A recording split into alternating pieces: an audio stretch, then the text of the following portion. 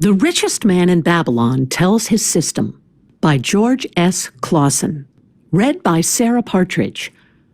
Originally published in 1926 as a series of pamphlets entitled The Babylon Course in Financial Success for Those Who Desire Much Gold. And the most famous of the series was titled The Richest Man in Babylon, which I will now read. As a general disclaimer, the views and opinions expressed in this book belong to the author and may not necessarily reflect those of Master Key Society or its affiliates. This recording is a production of Master Key Society for the purpose of research, study, and discussion. The richest man in Babylon had a system which led him to the goal he desired. In this book, he tells his system, gives it to us to follow without cost or obligation. His system is recommended to every person desiring to arrive at that same goal, financial plenty. In old Babylon, there once lived a certain very rich man named Arcad. Far and wide, he was famed for his great wealth. Also was he famed for his liberality. He was generous in his charities. He was generous with his family. He was liberal in his own expenses. But nevertheless, each year, his wealth increased more rapidly than he spent it. And there were certain friends of younger days who came to him and said, "You, Arcad, are more fortunate than we. You have become the richest man in all Babylon while we struggle for existence. You can wear the finest garments and you can enjoy the rarest foods, while we must be content if we can clothe our families in raiment that is presentable and feed them as best we can. Yet once we were equal. We studied under the same master. We played in the same games. And in neither the studies nor the games did you outshine us.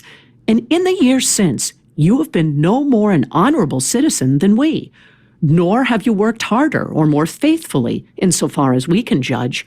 Why then should a fickle fate single you out to enjoy all the good things of life and ignore us who are equally deserving?" Thereupon Arcad remonstrated with them, saying, "If you have not acquired more than a bare existence in the years since we were youths, it is because you either have failed to learn the laws that govern the building of wealth, or else you do not observe them. Fickle fate is a vicious goddess who brings no permanent good to anyone. On the contrary, she brings ruin to almost every man upon whom she showers unearned gold. She makes wanton spenders who soon dissipate all they receive and are left beset by overwhelming appetites and desires they have not the ability to gratify. Yet others whom she favors become misers and hoard their wealth, fearing to spend what they have, knowing they do not possess the ability to replace it. They further are beset by fear of robbers and doom themselves to lives of emptiness and secret misery. Others there probably are who can take unearned gold and add to it and continue to be happy and contented citizens. But so few are they, I know of them but by hearsay. Think of the men who have inherited sudden wealth and see if these things are not so." His friends admitted that of the men they knew who had inherited wealth, these words were true, and they besought him to explain to them how he had become possessed of so much property. So he continued, "In my youth, I looked about me and saw all the good things there were to bring happiness and contentment, and I realized that wealth increased the potency of all these. Wealth is a power. With wealth, many things are possible. One may ornament the home with the richest of furnishings. One may sail the distant seas. One may feast on the delicacies of far lands. One may buy the ornaments of the gold worker and the stone polisher. One may even build mighty temples for the gods. One may do all these things, and many others in which there is delight for the senses and gratification for the soul. And when I realized all this, I declared to myself that I would claim my share of the good things of life. I would not be one of those who stand afar off, enviously watching others enjoy. I would not be content to clothe myself in the cheapest raiment that looked respectable. I would not be satisfied with the lot of a poor man. On the contrary, I would make myself a guest at this banquet of good things. Being, as you know, the son of a humble merchant, one of a large family with no hope of an inheritance, and not being endowed, as you have so frankly said, with superior powers or wisdom, I decided that if I was to achieve what I desired, time and study would be required. As for time, all men have it in abundance. You, each of you, have let slip by sufficient to have made yourselves wealthy.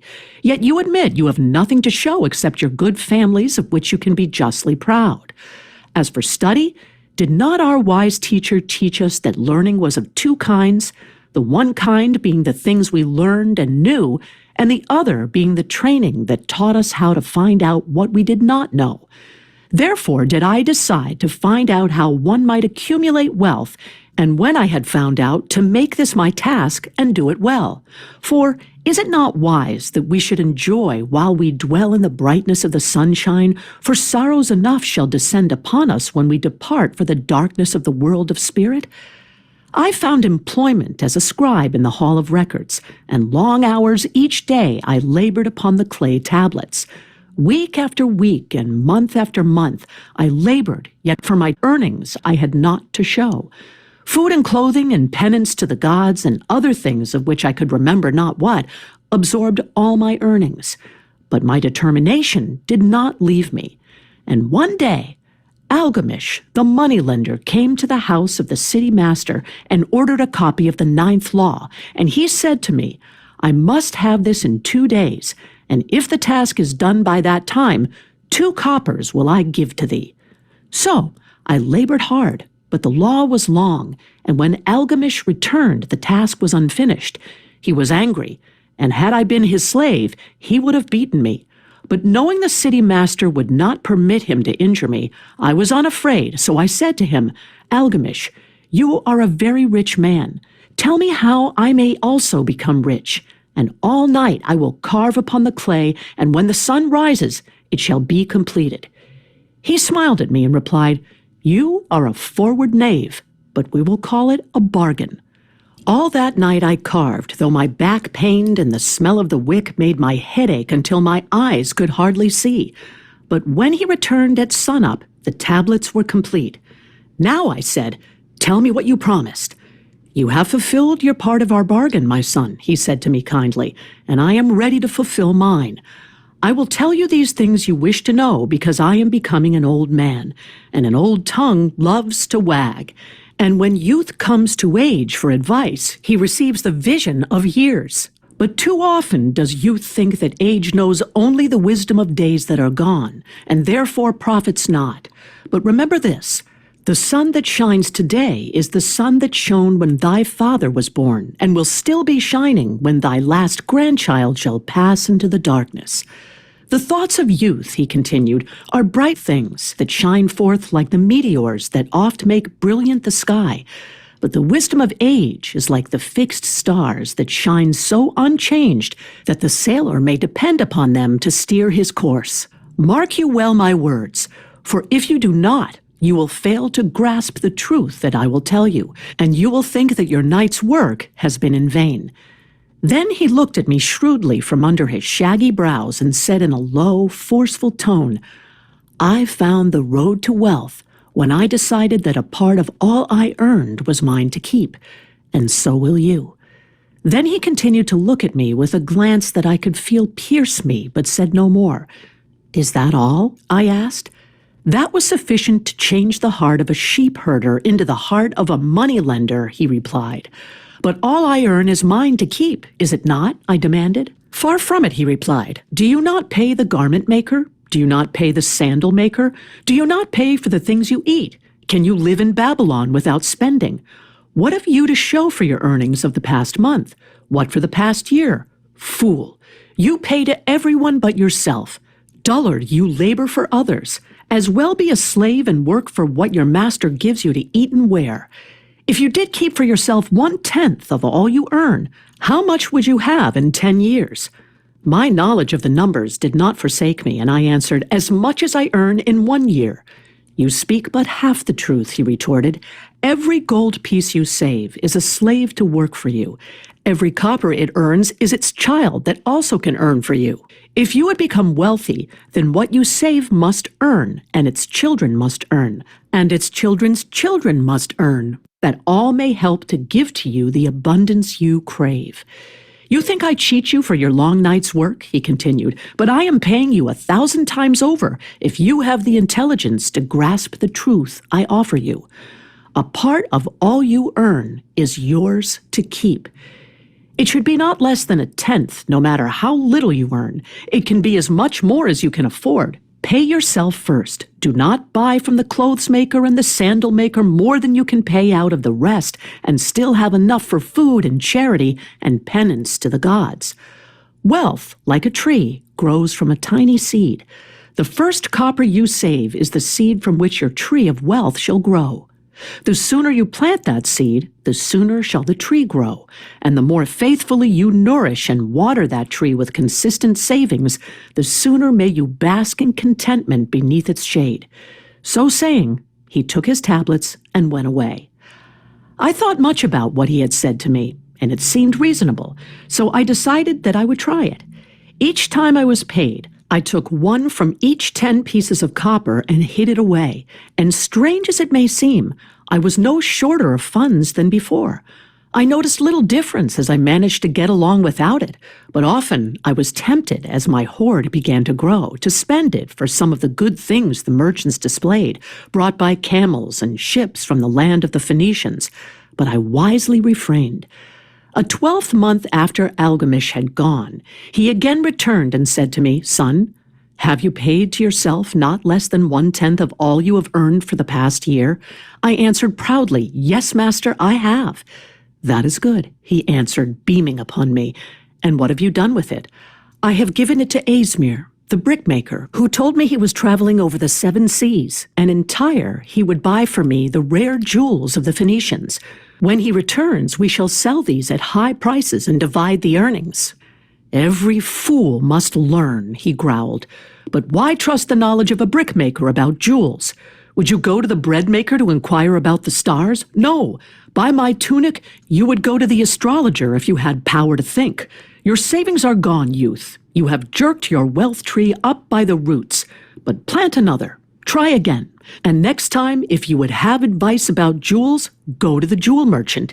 If you would know the truth about sheep, go to the herdsman. Advice is one thing that is freely given away, but watch that you take only what is worth having. He who takes advice about his savings from one who is inexperienced in such matters shall pay with his savings for proving the falsity of their opinions." Saying this, he went away.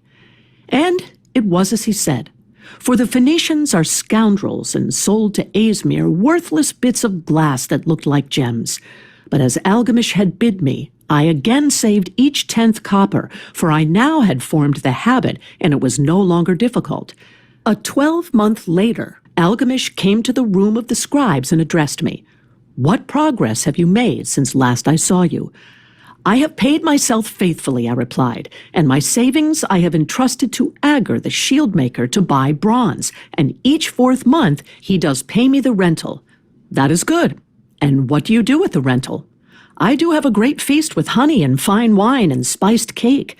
Also I have bought me a scarlet tunic, and someday I shall buy me a young ass upon which to ride." To which Algamish laughed. "You do eat the children of your savings. Then how do you expect them to work for you? And how can they have children that will also work for you? First, get thee an army of golden slaves, and then many a rich banquet may you enjoy without regret." So saying, he again went away.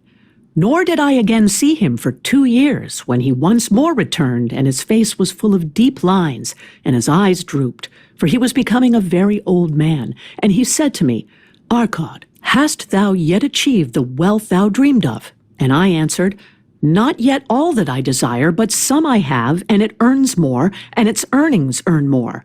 "And do you still take the advice of brickmakers?" "About brickmaking they give good advice," I retorted. "Arcad," he continued, "you have learned your lessons well.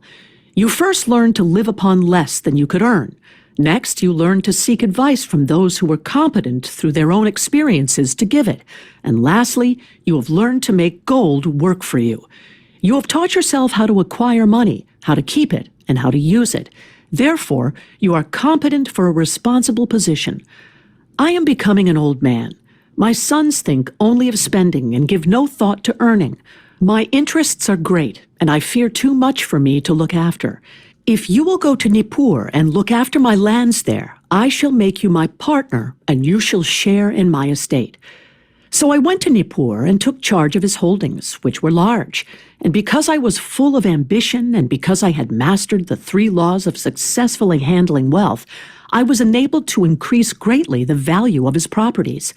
So I prospered much, and when the spirit of Algamish departed for the sphere of darkness, I did share in his estate as he had arranged under the law. So spake Arkad, and when he had finished his tale, one of his friends said, "You were indeed fortunate that Algamish made of you an heir. Fortunate only in that I had the desire to prosper before I first met him. For 4 years did I not prove my definiteness of purpose by keeping 1/10 of all earned? Would you call a fisherman lucky who for years so studied the habits of the fish that with each changing wind he could cast his nets about them? Opportunity is a haughty goddess who wastes no time with those who are unprepared. You had strong willpower to keep on after you lost your first year's savings. You are unusual in that way," spoke up another. "Willpower," retorted Arkad. "What nonsense! Do you think willpower gives a man the strength to lift a burden the camel cannot carry, or to draw a load the oxen cannot budge? Willpower is but the unflinching purpose to carry a task you set for yourself to fulfillment. If I set for myself a task, be it ever so trifling, I shall see it through. How else shall I have confidence in myself to do important things? Should I say to myself, for 100 days as I walk across the bridge into the city, I will pick from the road a pebble and cast it into the stream, I would do it. If on the 7th day I passed by without remembering, I would not say to myself, tomorrow I will cast 2 pebbles which will do as well. Instead, I would retrace my steps and cast the pebble.